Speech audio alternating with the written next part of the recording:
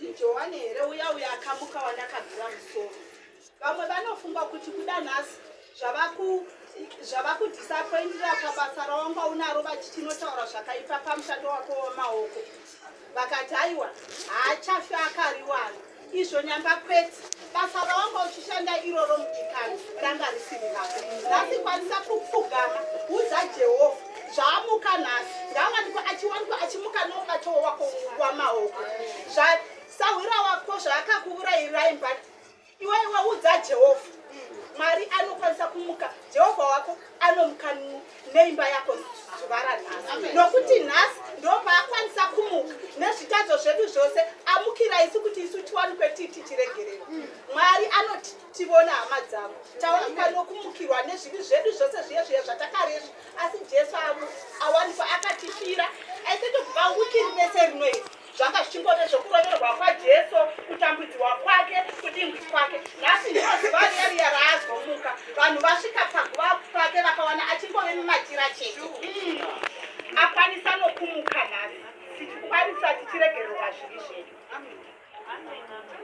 Nokuti Herodhi wakanga atuma vanhu akabata Johani akamusunga mutorongo nokuda kwaHerodhesi mukadzi waFiripo munun'una wake, nokuti wakanga amuwana.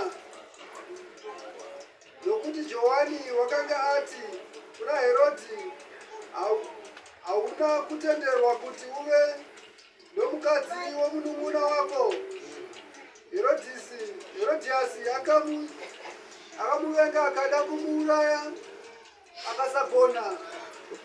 Nokuti Herodhi wakanga achitya Johani achiziva kuti munhu wakarurama mutsvene akamuchengeta zvakanaka. Wakati amunzwa akakanganiswa kwazvo akasafara kumunzwa. Asi zuva rakafanira rakati rasvika, Herodhi nezuva rokuberekwa kwake akaitira madzishe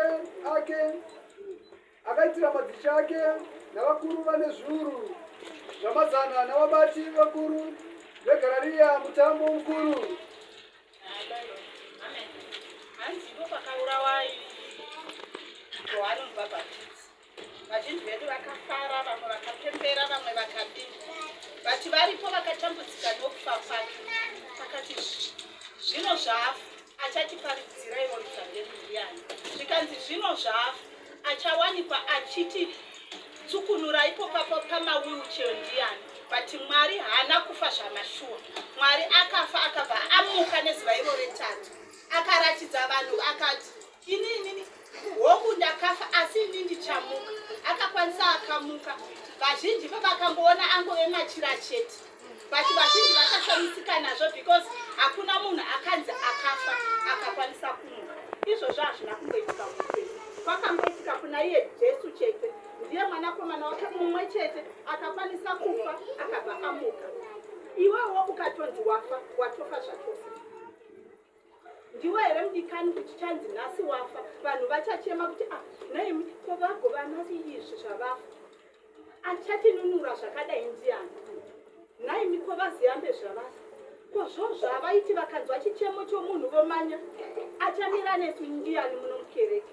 Vadikani ivasa Jesu.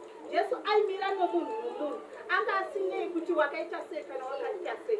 Saka ngative pachokwadi mukutenda mumwe ane muzvokwadi.